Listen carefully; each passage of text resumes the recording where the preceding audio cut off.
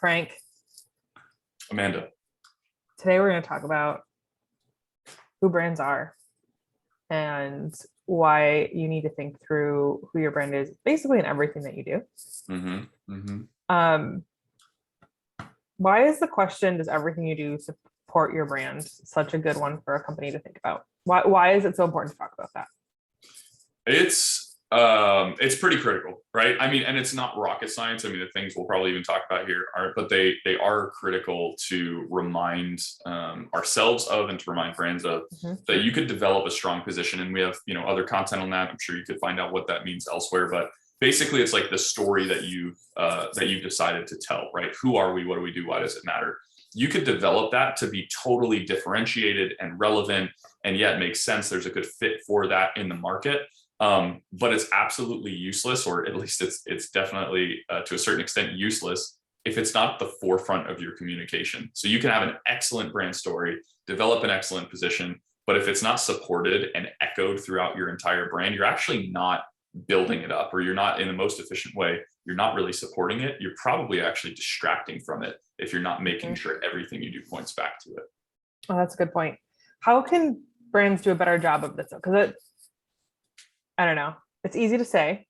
So how can they actually do it? Yeah.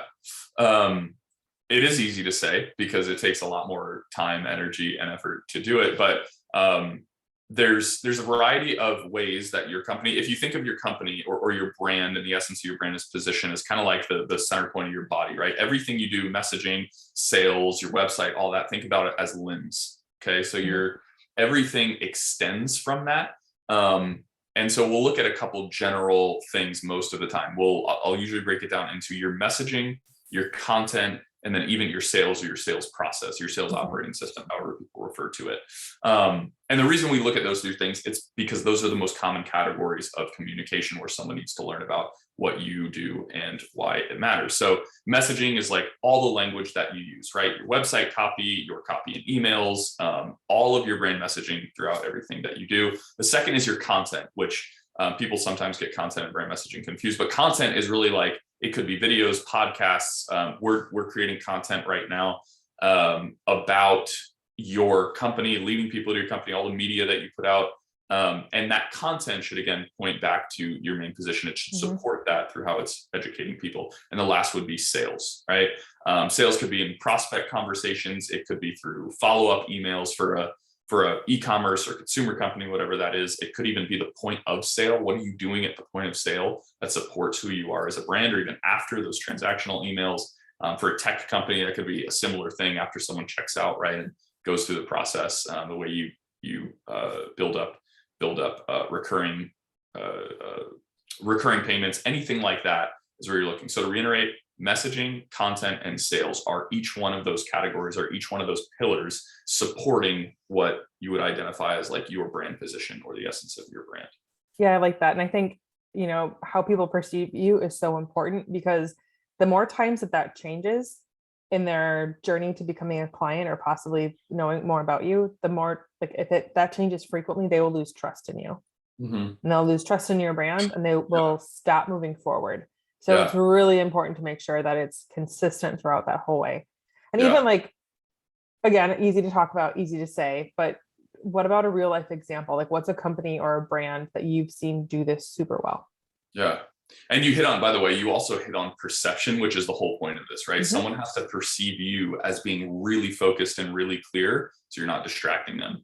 A great example of that is HubSpot, right? And HubSpot in our field is pretty easy to reference, but it's because they're such a great example of this. HubSpot, most people would agree that the position they hold or the place they take up in people's minds is kind of the platform for inbound marketing, the inbound methodology.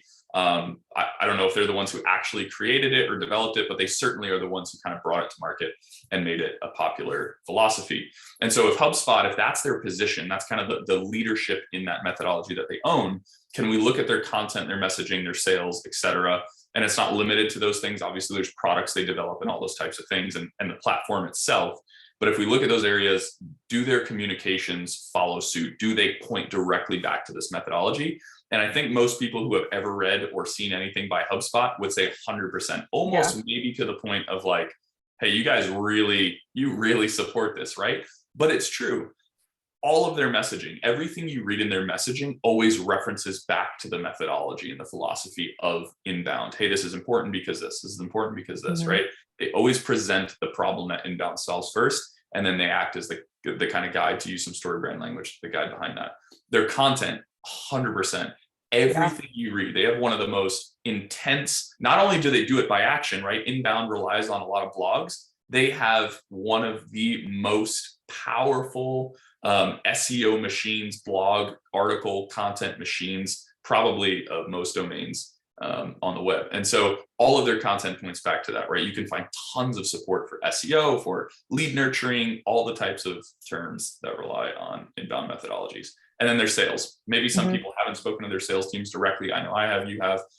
Maybe a lot of people who use the platform have at some point, but you will notice in those conversations, if you have, that from the minute you're either receiving an email from them or talking to them directly, they're always referencing back to the strength of their platform in relation to building this position around inbound methodology and its successes and like the value that it offers. So I think they're a great example of that. There's they are. others, but yeah, they definitely are a strong example of that.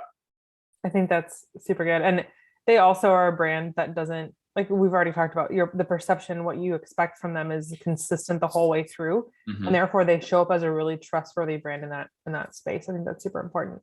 100%. 100%.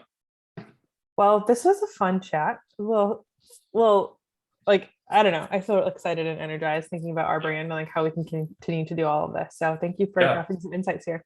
Yeah, absolutely. And we need to, like, the conversations we have here for anyone watching, it's like, yes, we share these things, but we share them because we're thinking about them as well, right? We have to continue to do the same thing as well. 100%. Cool. Well, have a good week. Thanks, Amanda.